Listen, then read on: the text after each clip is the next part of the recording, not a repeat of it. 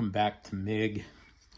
This is a revised version of my video on my ditch bag. I failed in the first attempt because I forgot to put in my backpacking gear, so I've tagged that onto the end instead of making two videos. And then I also had a comment from one of you that was great. I mentioned in this video the Robertsons and their book, Survive the Savage Seas. Sorry if you hear my parrots in the background. And he mentioned that in that book, and I had forgotten about it, they grabbed a kitchen knife as they exited the boat, and that kitchen knife became a seriously vital thing that they used over and over again. So I've included a kitchen knife, and I made a sheath for it using Gorilla Tape, because I also noticed that I had no duct tape, no Gorilla Tape. So I took a hot pad and I wrapped it up in Gorilla Tape to make a sheath for the kitchen knife. It's just a big butcher knife. Here, let me show it to you, if I can take it out without cutting myself here while I hold this. It's just a stainless steel butcher knife, but that ought to take care of all those things that I need. And the sheath has all that Gorilla Tape on it, so I can use that maybe if I had to repair the raft or whatever. So enjoy this updated version of this video. Today I am not on the boat. I am in the house starting to go through all of my safety equipment to make sure that I have everything that I need. I'm planning on sailing in April, which is just coming up in a couple of months. So I need to go through all my safety gear. So I thought I would show you some of that. So these are my harnesses right here that I have for MIG. My main harness is this spin lock. I like these because they are very, very comfortable compared to others. This is just one West Marine brand harness, and I've had both of these for years. And so what I did is I unzipped them, blew them up, and let them sit for, blew them up with my mouth and let them sit for an hour. They held air fine, and I checked all the seams on them, and then I replaced these. These are the CO2 cartridges that came out of those. And so if you have these harnesses and you don't regularly check your CO2 cartridges, you should. These, had I just gone out there with the vests the way they were, chances are these are no good anymore, obviously. So I replaced those, just went to West Marine, got the same. You need to make sure that you have, like this one, both of these are 38 gram. Otherwise, if you get one that's too much, it'll blow up the thing, and if you get one that's not enough, it won't fill it all the way up. So you need to make sure you get the right one. These also come with a little, in here you'll see that little thing goes right on the top of the CO2 cartridge, and if it gets wet, it dissolves, and then that triggers it.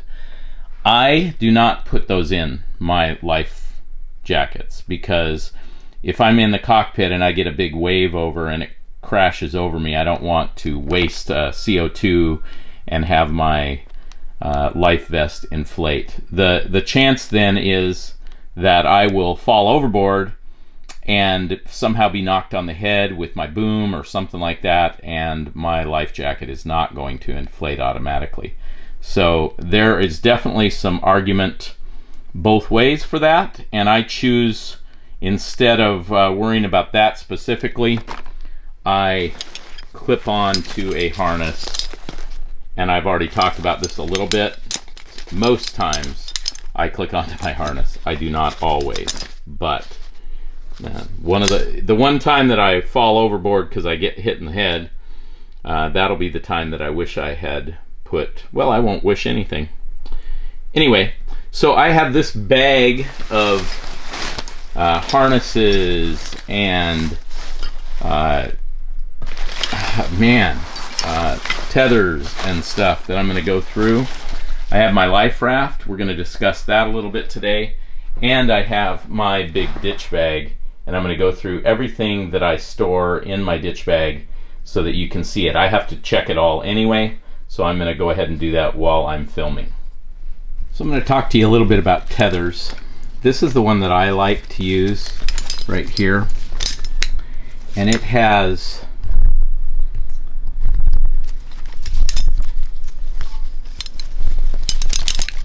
you need a quick release. I use this one specifically because, oh my gosh, this is so hard to do. So you need a quick release on the end that you attach so that under pressure, hopefully, actually this is where it attaches to your life vest or harness.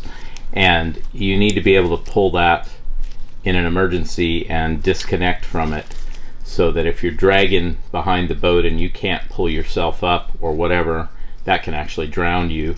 So then you're better off to just go ahead and pull that and release yourself and let the boat sail away while you float around out there miserably until you die.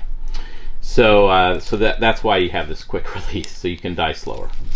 The side that hooks to the end that hooks to the jack lines should be locked. It should lock itself. See, you can't accidentally pop that open by just pushing on the gate, but if you squeeze the other side, then it releases it.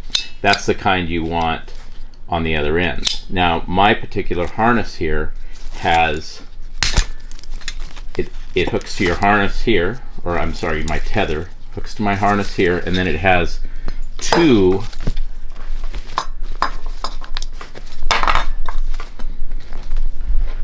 So this one, the main tether, is really long. It's actually too long. So, I mean, in most cases, you're not going to want to use that. You're going to want to use the shorter one right here. The idea is to keep you on the boat. So if you have this long one hooked up on MIG, it's longer than basically the whole width of the deck.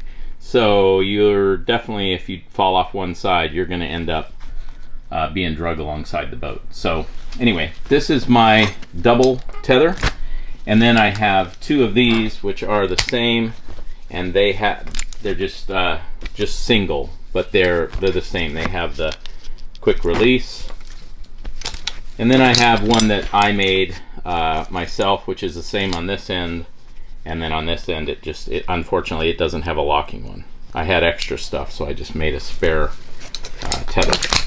And then this, by the way, is a climbing figure 8, which I now use as a boom brake. It works the same way as any of the boom brakes. It just slows the boom down as it goes through. I'll show that when I get it rigged.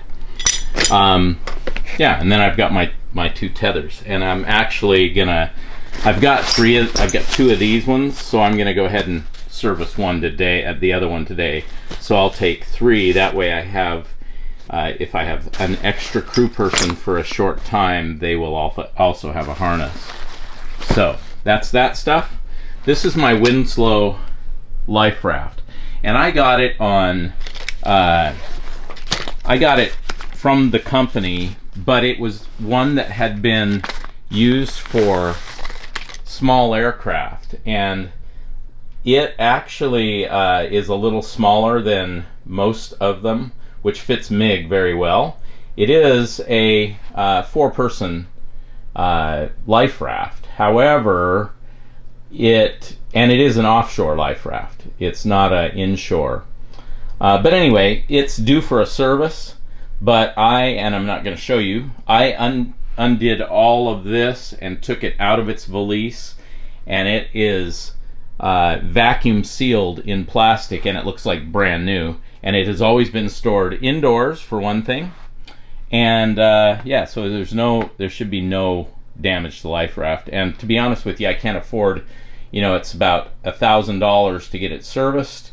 And here in Washington, I can't even get a Winslow life raft serviced here. I've called the places in Seattle and up here, and they won't service it down here. So I would have to ship it to California to have it serviced, and the shipping alone there and back, because of what's in it, was almost $800. So for $2,000, I'm sorry, I can't do it. Now I could take it all out of its vacuum seal and air it up like I did my harnesses. I could do that myself and check everything in it. But to be honest with you, that was my intention when I took it out the last time, of the outer valise.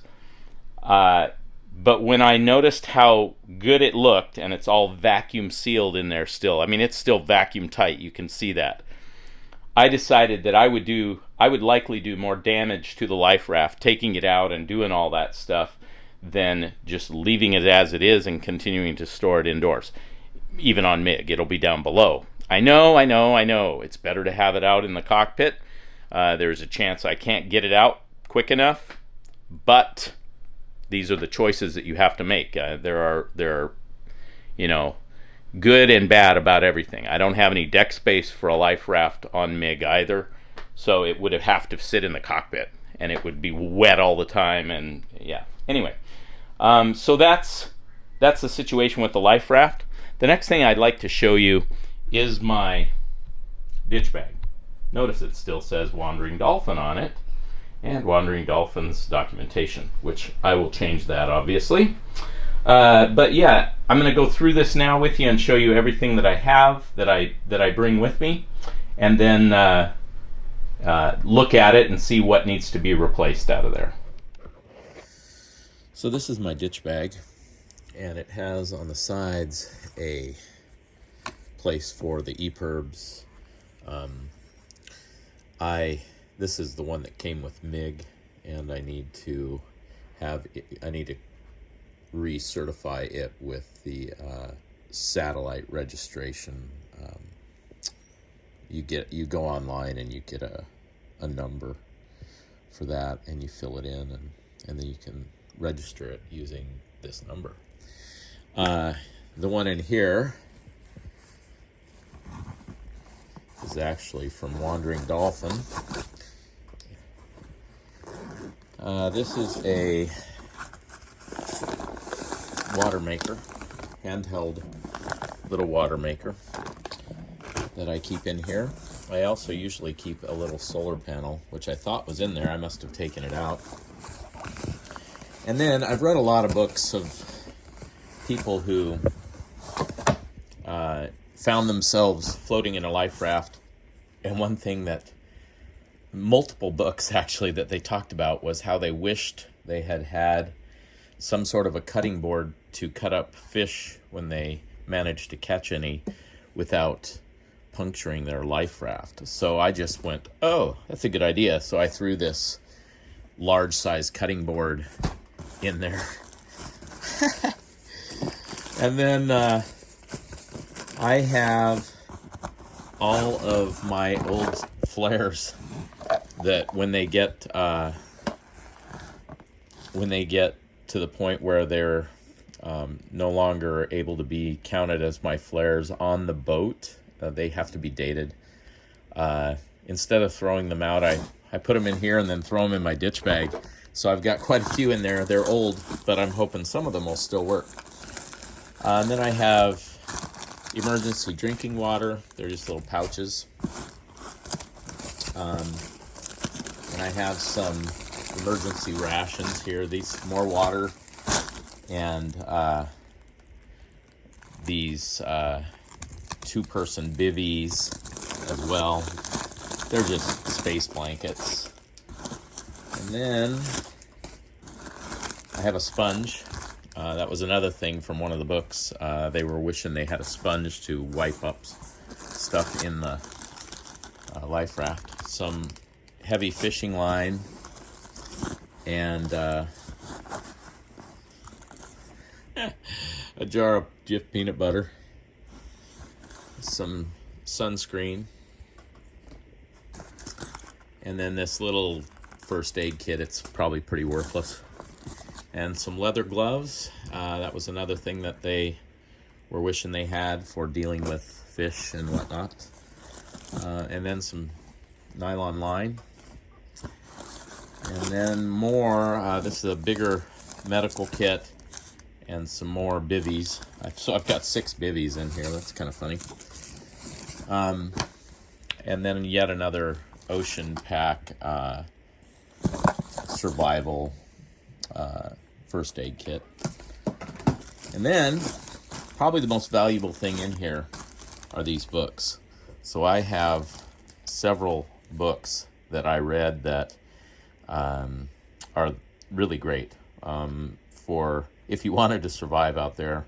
Reading these books, and I've already read them multiple times anyway, but those ones give you some really good information, obviously, on how to survive at sea, stuck in a life raft. So one of them is Stephen Callahan's Adrift, and then the Butler's 66 Days Adrift, and then probably my favorite one is Robertson's Survive the Savage Sea. That's when a whole family gets stranded in a life raft and a dinghy, and they don't just survive, they actually pretty much thrive out there.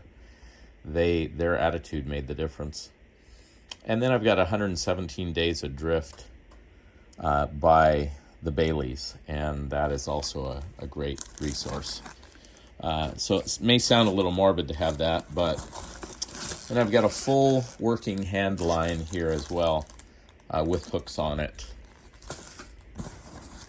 And I'm not sure exactly why I have a whole bunch of brown sugar, but there must have been something I read about that too. And then a little gaff, little shorty gaff for gaffing in the fish. And then in here, some lures and fish hooks.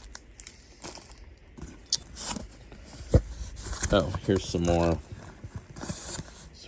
Looks like a little flashlight, little tiny flashlight. The other thing that I put in here is my satellite phone. I have an Iridium satellite phone. It's just a regular sat phone, and I always charge it with some minutes, and I bring it along on the boat to receive texts because they're free. Texts coming in are free, and it allows me to use it as an actual phone in emergencies. I do not have it anymore, a way for it to hook up to my computer for email. I use the Garmin InReach for that. But also yeah. My backpacking gear that I keep in this bear-proof container, and when I go offshore, I take this bear-proof container, which is just backpacking stuff, and I put it in my ditch bag. Also, I have this little solar charger that charges up several different devices at once, and lasts for quite a while, and it recharges from the sun. And this was a gift from some friends of my wife, and it will be a great little addition to the ditch bag. I'll also use it on the boat, but I'll store it in the ditch bag on this side. I used to have a fold-out solar panel that went in here. I honestly don't know where that is. I've looked all over for it. Counter-assault bear-proof container. I mentioned this to a friend on the phone. He asked me about some stuff that was missing, and I said, oh, that stuff's in my bear-proof container. And he said, well, you never know when you're offshore how often you'll meet a bear, which I thought was kind of funny. Obviously, I'm not concerned about bears out there. So in here is just a little titanium frying pan. I don't know that I need this. I don't need all of this stuff in a ditch bag, but I store it in here because this is my backpacking stuff. So when I want to go backpacking, I can just pull this out. I take a little Mystery Ranch small backpack with me when I'm sailing. So if I want to go out and camp overnight somewhere, I can. So this is a counter-assault bear-proof container. It's also waterproof, which is pretty cool. It is, however, very difficult to open unless you're a bear. Actually, I hope bears can't open it. But it's got this little mechanism here that I'm not sure I can do with the camera. Let's see here. There we go. That'll work. So you have to push this little thing in, and it is not easy. And then you have to do it again, That'll foil the bears. And then in here, I have my backpacking filter, little MSR filter. It will not work for seawater, but I guess it would clean out water from inside the life raft that collects from the rain. If it's got crap in it, this would filter all that out. So I just leave it in here. Again, all this stuff, I take it with me anyway for backpacking, so I figure I may as well just throw the whole thing in my ditch bag. Then I have a couple of Nalgene bottles that will be full of water when I set sail, obviously. Then there's a little gas for my little stove that's in here. This is just a little, yet another emergency kit with some, well, it has some toilet paper too, and a few other like medical things in it. And then I have waterproof matches. Not sure that I would light the stove on a life raft, but I'll have it because it's in my backpacking gear, and if I wanted to, then I would be able to do that. Then I have this cool little spork as well, and my little pot, which I can put my water in as well, and in it is a little MSR stove. I'm not going to take it out. There's a little MSR gas stove and my Swiss Army knife. I've had this Swiss Army knife since I graduated from college 30 years ago. And my friends Dave and Julie Sherwood bought that for me for a graduation present. And it has been all over the world, honestly. It's been with me on all my sailing trips. It's been with me backpacking in the Grand Canyon, and it's been to the Himalayas and hiked up towards Everest, not all the way, but yeah, so it's got a lot of history to it, but it isn't very good on a boat as far as a boat knife goes. I'll just show you my boat knife that I carry with me all the time. Spyderco salt knife. It's called a salt because it's stainless steel, and it won't rust. It actually is amazing. I've had it for years, and it straps to my harness all the time. It's always with me offshore.